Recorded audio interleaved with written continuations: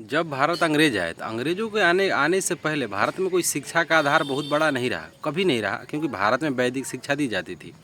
वैदिक शिक्षा जब दी जा रही थी तो इसमें कोई वाहवाही लेने वाली बात इसलिए नहीं है कि जो शिक्षा था उस पे भी अभिजात वर्गों का अधिकार था। अभिजात तो छोड़िए, एक ऐसा विशेष वर्ग था जिसमें कहा गया था वहीं केवल पढ़ेगा, यानी उच्च कैटेगरी के जो उच्च जाति के जो लोग थे उन लोगों को ही अलाउड किया गया था कि शिक्षा इन्हीं लोगों को दिया जाएगा। बाकी जो निम्न जातियाँ हैं, स्पेशली चंडालों के बारे में तो लोग बात भी नहीं करते हैं, क्योंकि जब आप जातिगत व्यवस्था को देखते हैं भारत में तो इसमें कई कैटेगरी है, जैसे 4 कैटेगरी है, ब्राह्मण, वैश्य, शूद्र।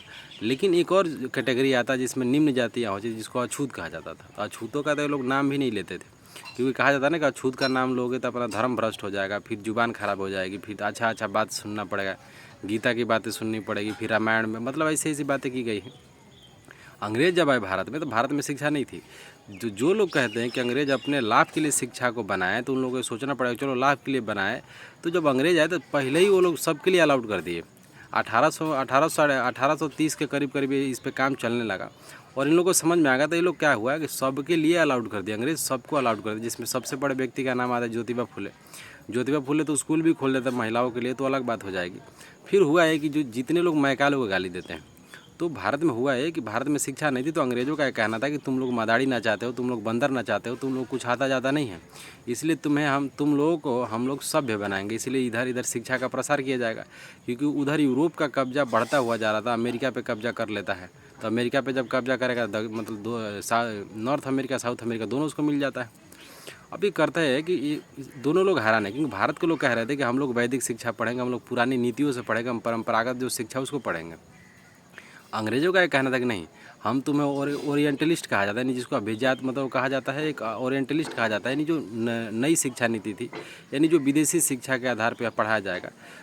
विवाद छिड़ता है, फिर इसमें मैकाले आते हैं। मैकाले बहुत मेहनत करते हैं, मेहनत करने के बाद मैकाले संहिता बनाता है, मैकाले शिक्षा नीति बनाता है। और कुछ लोग कहते हैं, मंच पे आके कहते हैं, उन लोगों को शर्म नहीं आता है कि मैकाले शिक्षा नीति बनाया, देश को बर्बाद कर दिया। तो तुम क्या कर रहे हो? आज भी देश आज़ाद हो गया, तो तुम्हारे हाथ में, तो तुम बना लो अपने लिए।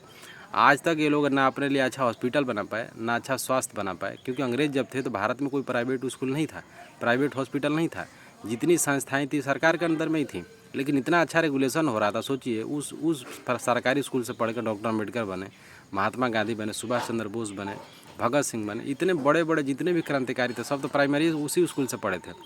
सोचिए 1913 में इतना व्यापक परिवर्तन लाया जाता है। फिर इसमें कोठारी आयोग पढ़ेंगे, फिर वर्धा शिक्षा आयोग पढ़ेंगे। 1917 आते आते पटना यूनिवर्सिटी की स्थापना होती है, चेन्नई मद्रास यूनिवर्सिटी बन जाती है, मैसूर यूनिवर्सिटी बन जाती है, बनारस में काशी हिंदू विद्यापीठ बन जाता है। तो अन्य इतने फील्ड में लोग काम किए कि आप कहिए तो सबसे पहले अपने आप को देख लीजिए, अपना मुंह देख लीजिए और अपनी देश की सत्ता को देख लीजिए कि देश के आपके राजा आपके लिए क्या कर पाए। क्योंकि साथ में आज़ाद हुआ चाइना, चाइना का कोई तोड़ नहीं है, चाइना हमसे 100 साल आगे चला गया। सोचिए, एशिया का मरीज चाइना कहा जाता था चाइना को।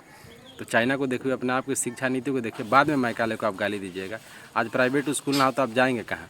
और आपको शर्म आनी चाहिए कि इस देश में प्राइवेट स्कूल जिंदा है अभी भी। तो बहुत सोचने वाली बात है और दयनीय स्थिति है ये।